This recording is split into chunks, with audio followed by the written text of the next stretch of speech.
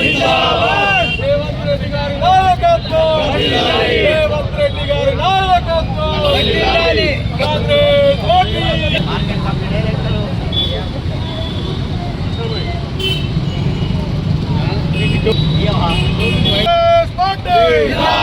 ముఖ్యమంత్రి రేవంత్ రెడ్డి గారి నాయకత్వం, ముఖ్యమంత్రి రేవంత్ రెడ్డి గారి నాయకత్వం.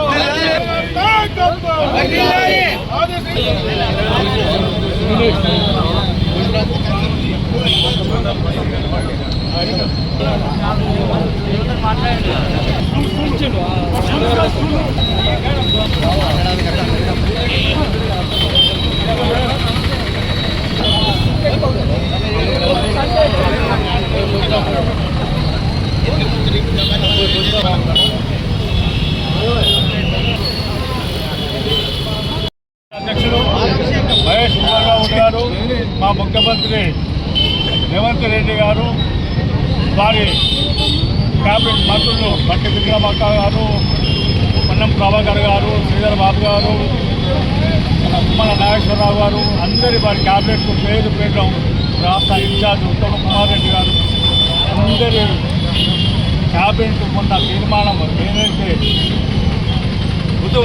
రైతు మాఫీ గురించి మనకు తీర్మానం చేసిందో 26వ జనవరి నుండి ఒక రైతులకే కాక ఇందిరమ్మ ఇల్లు కూడా 26వ తారీఖు నుండి పంచుతామని చెప్పి మనకు చేశారు. ఇప్పుడు లిస్టు స్టార్ట్అవుట్ చేస్తున్నారు.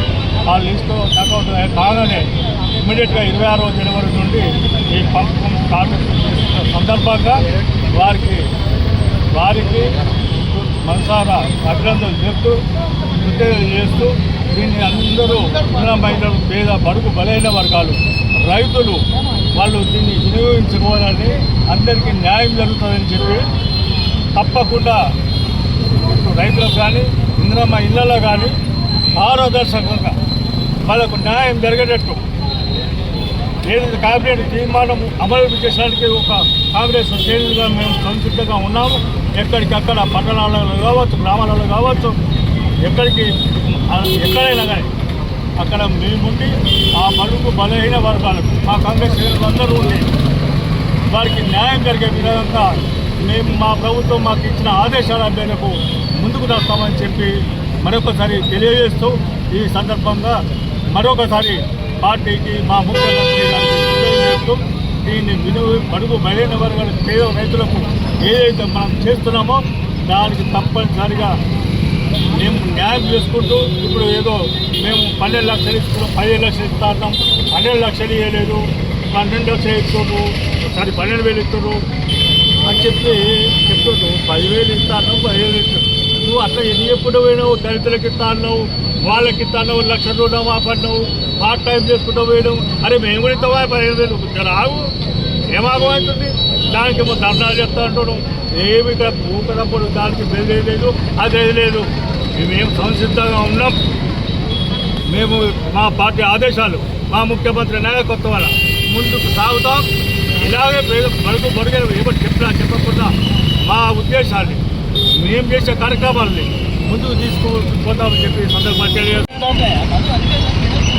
ఈ తెలంగాణ రాష్ట్రం 10 సంవత్సరాల ఈ యొక్క దురణ పాలన కబంధ ఆస్థ నుంచి ఈ రాష్ట్ర ప్రజలు విడిపించి కాంగ్రెస్ పార్టీకి బాధ్యతలు అప్పగించినటువంటి పరిస్థితిలో ఆ రోజు రాష్ట్రం 7 లక్షల రూపాయల అప్పుతో నయా పైసా నిల్వ లేకుండా ఉన్నటువంటి పరిస్థితిలో బాధ్యతలు తీసుకున్నటువంటి ఈ రాష్ట్ర ప్రభుత్వం ముఖ్యమంత్రి రేవంత్ రెడ్డి గారు కానీ, క్యాబినెట్ మంత్రులు కానీ మెల్లమెల్లగా కాంగ్రెస్ పార్టీ ఇచ్చినటువంటి బడుగు బలహీన వర్గాలకు కానీ, మైనార్టీలకు కానీ, కర్షకులకు కానీ వీరందరికీ ఇచ్చినటువంటి ఏవైతే హామీలు ఉన్నాయో అవన్నీ కూడా ఒక్కొక్కటి నెరవేర్చుకుంటూ ఈరోజు మొన్న జరిగినటువంటి కేబినెట్ సమావేశంలో ఇంకా సాహసోపేతమైనటువంటి నిర్ణయాలు తీసుకొని రైతు భరోసాను కానీ, ఇందిరమ్మ భరోసాను కానీ ఈ 26వ జనవరి నుంచి 10 ఏళ్లలో ఒక్క రేషన్ కార్డు ఇవ్వనటువంటి ఈ యొక్క అటు అంతకుముందు ఉన్నటువంటి టీఆర్ఎస్ ప్రభుత్వం ఈరోజు కాంగ్రెస్ పార్టీ 26వ జనవరి నుంచి సర్వే చేసినటువంటి ప్రతి బడుగు బలహీన వర్గాలకు కానీ, మైనార్టీలకు కానీ, మహిళలకు కానీ రేషన్ కార్డు ఇచ్చేటువంటి ఒక బృహత్తరమైనటువంటి కార్యక్రమాన్ని జనవరి 20 నుంచి స్టార్ట్ చేయబోతా ఉన్నది. అలాగే రైతు భరోసా రైతులకందరూ కూడా ఏదైతే ఇదివరకు ప్రభుత్వం 10,000 ఇచ్చిందో ఇప్పుడు 12,000 రూపాయలు ఇచ్చి వారికి ప్రోత్సాహక కార్యక్రమాన్ని ఇస్తూ ఉన్నది. ఇటువంటి కార్యక్రమాలు ఏవైతే ఉన్నాయో ఇందిరమ్మ ఇండ్లు ఖచ్చితంగా ఏడాదికి 4 లక్షల ఇండ్లను తప్పనిసరిగా ఇస్తామని చెప్పి రేపు 26 జనవరి నుంచి పేదలకందరూ కూడా ఇల్లు ఇచ్చేటువంటి కార్యక్రమం తీసుకుంటున్నటువంటి ఈ యొక్క క్యాబినెట్ రేవంత్ రెడ్డి గారి యొక్క ముఖ్యమంత్రి గారి యొక్క ఆధ్వర్యంలో కేబినెట్ మంత్రులు తీసుకున్నటువంటి ఈ నిర్ణయాలకు సిరిసిల్ల కాంగ్రెస్ పార్టీ పక్షాన వారికి ధన్యవాదాలు, శుభాకాంక్షలు తెలియజేసుకుంటున్నాం. బలహీన వర్గాల కోసం ఇటువంటి సాహసవంతమైనటువంటి నిర్ణయాలు, ఆర్థికంగా మన ప్రభుత్వం పూర్తిగా అప్పులబారిలో ఉన్నా కూడా పేద బడుగు బలహీన వర్గాల కోసం ఇటువంటి నిర్ణయాలు తీసుకున్నటువంటి కేబినెట్ మంత్రులకందరూ కూడా మరొకసారి సిరిసిల్ల కాంగ్రెస్ పార్టీ పక్షాన శుభావందనాలు, శుభాకాంక్షలు తెలియజేస్తారు. జనవరి 26న రేటున ప్రవేశపెట్టబోయే ఇందిరమ్మ ఇండ్ల పథకం కానీ మరియు రైతు భరోసా కానీ, రైతు 12,000 రుణ సహాయం కానీ, అలాగే ప్రతి ఒక్కరికి అనేక పథకాలు ప్రవేశపెట్టడం జరుగుతుంది. దీనిని ప్రతి ఒక్కరూ సద్వినియోగపరచుకోవాలి. మన ప్రభుత్వం లోటు బడ్జెట్లో ఉన్నప్పటికీ కూడా పేదలకు అన్ని రకాలుగా అండగా నిలవాలనే ఉద్దేశంతో ఈ పథకాలు ప్రవేశపెట్టడం జరిగింది. గత ప్రభుత్వంలో మాదిరిగా కాకుండా తన వాళ్ళకే కాకుండా లేదు ఇంకా ఏదైనా చూపించి వాళ్ళ కుటుంబాలకు సంబంధించిన వాళ్ళకి కానీ వాళ్ళ దగ్గర ఉన్న వాళ్ళకి మాత్రమే ఈ పథకాలు చేరాయి. ఇప్పుడు మాత్రం అలా కాకుండా ప్రతి ఒక్కరికి ఎవరైతే అర్హులు ఉంటారో ప్రతి ఒక్కరికి ఈ పథకాలు మా కాంగ్రెస్ ప్రభుత్వ హయాంలో అందజేయడం జరుగుతుంది. ఇది మీరు అంటున్నారు మీ ప్రభుత్వం అని కాదు, ఇది మన ప్రభుత్వం, మన ప్రజలందరి ప్రభుత్వం, ఇది పేదల ప్రభుత్వం. ప్రతి ఒక్కరికి అండగా నిలుస్తుందని ఆశిస్తూ క్యాబినెట్లో నిర్ణయం తీసుకున్నందుకు రేవంత్ రెడ్డి గారికి కానీ, అలాగే క్యాబినెట్ మంత్రులకు కానీ, అలాగే ఎమ్మెల్యేలకు కానీ ప్రతి ఒక్కరికి మా హృదయపూర్వక వందనాలు తెలియజేస్తున్నాం. నిన్నటి రోజు ఇందిరమ్మ ప్రభుత్వం, ఇందిరమ్మ రాజ్యంలో గౌరవ ముఖ్యమంత్రి వర్యులు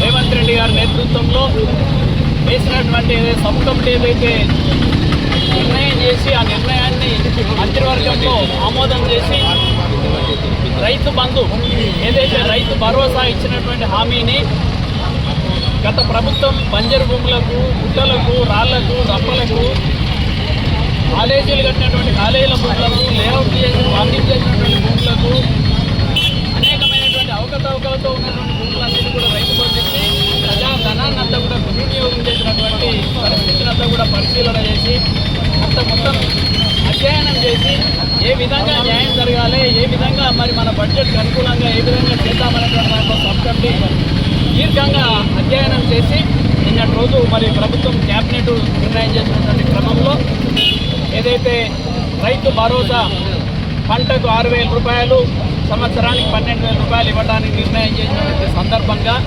మేము యావత్ రైతాంగం పక్షాన హృదయపూర్వకమైనటువంటి కృతజ్ఞతలు గౌరవ ముఖ్యమంత్రి గారికి, ఉపసంఘం డిప్యూటీ సీఎం గారికి, శ్రీధర్ బాబు గారికి, తర్వాత పొన్నం ప్రభాకర్ గారికి, మా ఆది శ్రీనివాస్ గారి విప్పు గారికి, అందరికీ మా in charge constituency in charge Mahender Reddy గారికి, ఈ రైతాంగం పక్షాన కాంగ్రెస్ పార్టీ శ్రేణులందరి పక్షాన హృదయపూర్వక ధన్యవాదాలు తెలుపుకుంటా ఉన్నాం.